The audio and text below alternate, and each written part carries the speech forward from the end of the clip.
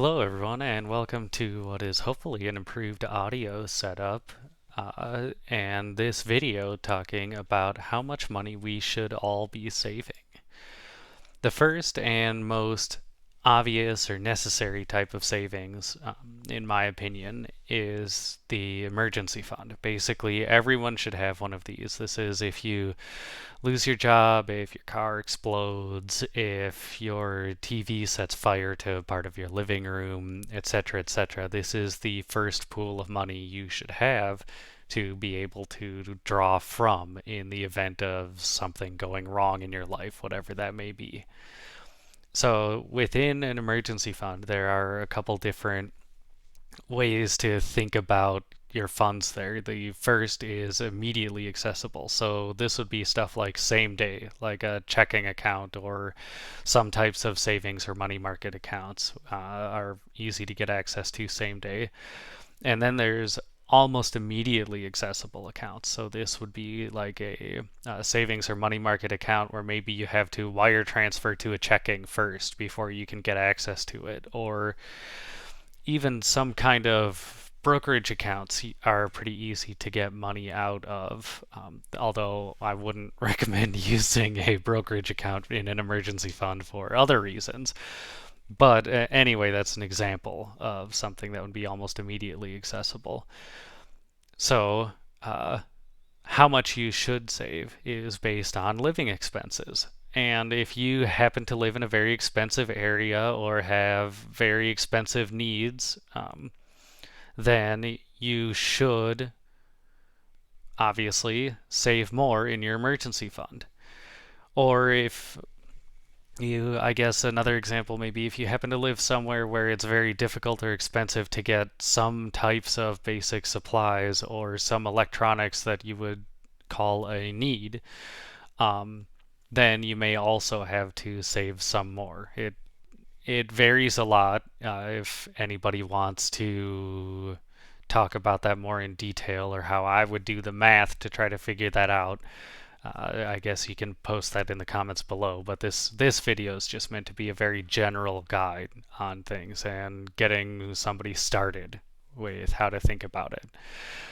So your duration for how long you feel your emergency fund should last may vary a lot. And this just depends on circumstances in your life, right? If you're fresh out of college and not quite broken by the world yet, or if you're, uh, I don't know, maybe you went into trade right after high school or even before you graduated high school, whatever the case is, if you're pretty green to the world at large, then something like 1 or 3 months may be just fine for you. Maybe you have other savings to fall back on should something go wrong, or even parents that you can move back in with without too much hassle should something go wrong. Um, and that, oh, for all of us, that depends on personal tolerance. Some of us would rather die than move it back in with our parents, and other of us may move back in with our parents just to save money. That all depends. Everything depends on what you and any other involved parties are comfortable with personally. And it doesn't, of course, have to be parents. It can be friends or whatever, right? But if you're saying that you're comfortable with having 1 month of savings, I would expect that you have a backup plan should something go wrong that takes you longer than 1 month to recover from. And that's unfortunately in the US, it's very easy for things to happen that take more than 1 month to recover from.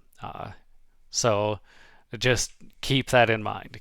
Keep if you're thinking 1 month is enough, make sure you have other safety nets in place so that you won't suffer unnecessarily. And I feel similarly about 3 months, um, because I'm a risk averse person, and I also am not a financial advisor, if I haven't said that already. So you have to take this for what it is and look for other resources too if you're concerned about anything that I say. But in that 3 month range, in We just saw this in the middle of a pandemic. Is 3 months enough for you to get a steady job again that pays the same as your old one that the pandemic obliterated, right?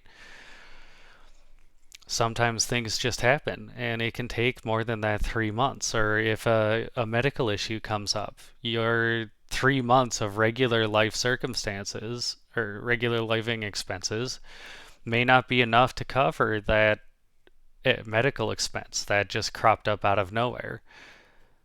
So it's not to say that you have to save for literally $1 million in medical expenses just in case. But 3 months worth of living expenses doesn't necessarily get you very far in an economic downturn or other emergency situations. So 6 months and a year in that range is where I personally start to get to be more comfortable with a level of savings. Um, and some of us can't get there, right? That's okay. There's nothing wrong with not being able to get to that level of savings in any reasonable amount of time. That's reality for probably most of us, is my guess. Um, but that doesn't make it something that we can't strive for long term or something to watch, right? If it ever becomes possible, we should be aware of that. So 6 months or a year is where now you're kind of talking relative to normal living expenses that you can also cover if some other things go wrong. So if you're, this is on my mind because I've been paying attention to the house market lately. If you are unlucky enough that you lose one of your kitchen appliances, one of your major kitchen appliances, and you have to replace that, it'll be a few $100s, $1,000. It depends on what it is and what quality of replacement you want. But what are the odds then that other kitchen appliances are of the a similar age? So they should maybe get replaced, or depending on what they are, that may mean that they need replacing soon. And that means in a situation like that where things are likely to stack up on you, or more likely than normal to stack up on you, if that happens to occur in a time in your life where you're out of work because a pandemic destroyed an economy, a very fragile economy, now you're stacking bad on bad on bad, and that can turn 6 months worth of savings into 3 months of savings, or 2 months of savings, or a year of savings if you, I don't know, if you also lose a water heater, a furnace, and an air conditioner in the same 4 or 5 month span. All of a sudden, a year of savings is 4 months or whatever, right? These are just examples. But once you're getting into that 6 months to a year range, my point is you can handle more than one thing going wrong. Whereas in the 1 to 3 month range, you can really only handle one thing wrong. You can lose your job or need to replace your air conditioner. You can't really do both. So that longer term savings, well, in some ways it's kind of wasted because you need to keep that in a very safe space. That longer term savings is something that can really help you keep out of a mess. And that is pretty important in a lot of ways because if you have to borrow money when you're in a mess, you can end up in a pretty nasty cycle of trying to repay money you owe. And when you're almost done with that, something else goes wrong and then you end up owing again. And it's just a vicious cycle. So if you can save more and not touch it, um, that will help you stay out of that cycle. So then there's another thing that we all think about, but we don't necessarily plan for. That's long-term necessities. And this is an interesting one, and obviously I'm using necessities a little bit loosely. Like, do you need a house? No, but it's kind of a necessity because of the culture we live in and to For most people to live some version of the life they want, they'll need a house or some form of space that they own, right? If that's not you, great. Um, I envy your mental fortitude. Uh, but one that's more common, again, in the US is cars. In the US, it's extremely common for there to be one vehicle per person in a house, or sometimes more, depending on where you live, what you're doing, etc. So those are long-term expenses that you can plan for, and some of us have to, but everybody can if they so choose. And one interesting way to do that is if you say, well, I want a car in X number of years, or a new car in X number of years, or I want a nice down payment on a house worth this much money in X number of years. One way that you can do that, and I'm not saying you should, but one way that you can kind of force yourself into that mentality is not touching an emergency fund, of course, but is to put money in something that is longer term by force. So something like a certificate of deposit or CD from a bank, or something where you really, really, really want to wait for it to turn into long-term capital gains instead of short-term capital gains. And I could do a whole video talking about the differences between those, but for this video, the relevant part is long-term capital gains means you've owned that asset for a year and it went up in value, a year or more, and it went up in value. So you can use these types of things to create like a rotating system where every like once a year or once every 6 months or something, you get this money that's available to you, right? Your CD term ends on day X, and then another CD term ends a year from that day, right? So you're deliberately putting like rotating investments into your life, and you're getting a small payout at the end once your money becomes available to you to use again, right? And that can be a way to encourage yourself to really save for those long-term necessities and hold to a schedule. If you have a problem with buying, I don't know, if you have a problem with buying cars, not my best example, but if you have a problem with buying cars because you feel like it and it's a big financial drain on you, one way to avoid that may be to lock up the money that you otherwise would have used for it and schedule it for payout in 3 years, right? With a CD or something. So that is something that I think is probably not frequently thought of, but can be important to some people.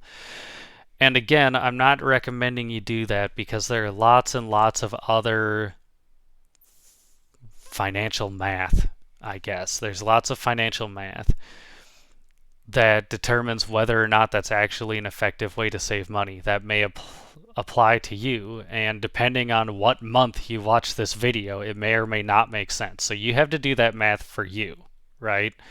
I'm not telling you to do it. I'm just exposing you to an idea. So next is retirement. This is based on the Consumer Price Index, which is, oh boy, am I not going to get into that. Maybe someday my cat will teach us all more about the Consumer Price Index, but for the time being, I'm going to more or less avoid the topic. But the point is that this is something starting at $1.5 million to retire today, which is, I saw tons of numbers when I was looking into it, between $1 million and $2 million for necessary savings, and 1.5 came out to vaguely in the realm of you could withdraw $60-ish thousand a year out of your savings accounts if you had $1.5 million and roughly break even on them if you have a mix of a variety of types of asset savings. Again, this could be a whole video series about retirement, but I'm keeping it simple, right? So if you start at 1.5 million years and apply the federal government's target to that for inflation to that, you end up in this case 40 years of it being over 3 million that you need saved just because of inflation, right? So that's something to keep your eye on. Well, because of this type of inflation. Don't worry, it gets worse later. Um, and in other charts, I believe I use 50 years because it makes some of the math easier and is probably more representative of what somebody my age will experience just due to increasing life expectancy. Or, well, I think over the last few years the life expectancy in the U.S. actually dropped, but I assume we'll resume the increasing life expectancy trend. So this one is a lot more rough, and there's no pretty chart for you, I'm sorry. Basically, these three links are just talking about how to calculate real or cost of living, right? There's a million calculators and a million different ways to try and get to this answer, and it's because the consumer price index is a bunch of malarkey, and it doesn't have to do necessarily anything with real cost of living, right? What you and I experience in our day-to-day life and how that is getting more expensive is not necessarily reflected in the consumer price index from the previous slide. So they talk about how much it theoretically, or how much a dollar theoretically gets you, right? So in 1970, maybe a dollar got you a gallon of gas. I actually think in 1970 it got you more than a gallon of gas. Well, right around there was a big gas crunch. So who knows? Just an example, right? Um, but anyway, today, obviously, it doesn't. It depends on where you live. Something like $2.50 to $3.50 for a gallon of gas is probably possible. So, and if anybody finds this video 20 years from now, they'll laugh at that. So basically, it's just trying to actually figure out what it costs to live. Housing, education, healthcare, etc. And what they came up with, the numbers I saw ranged from about 1970 to 2020, a dollar being worth about a fifth as much or about a tenth as much, anywhere in that range. And the two specific calculators that I linked here decided somewhat ominously on 6.66 or 6.67 times increase in what you actually need to live in a 50-year span. So if you're starting work tomorrow and you want to retire 50 years from now, by that math, you need almost $10 million to retire. So good luck to all of us. But this is a thought experiment, and if you have alcohol handy, you may want to drink it. If you are avoiding alcohol, stay strong. Otherwise, time to get wrecked. So, let's pick something that's gone up a stupid amount, like insulin. Diabetics often use insulin. It depends on the diabetes or type of diabetes, but they'll use insulin to help them regulate their blood sugar. So you can see in that picture the cost increase from the article I linked, and just kind of ballparking the math, that increase of the cheaper one, the 93 to 275, in 10 years amounts to about a 13% increase per year. So if we apply that to to retirement and the cost of retirement and say that $1.5 million will increase 13% per year to retire, then you get somewhere, closing in on $700 million as your cost to retire. And of course, there are lots of factors in this, right? Like, in 50 years, will Social Security still exist in the United States? What will healthcare look like? Tons and tons of questions. So, again, not a financial advisor. I'm not recommending you do or don't do anything. But retirement is another big thing that we are tasked with saving for. And the reality is that a lot of us aren't really looking too good right now for it. But on that somewhat sad note, I think I'm going to cut the video short. Um, my cat wants to get a little bit of my attention. So I will see all of you in the next one.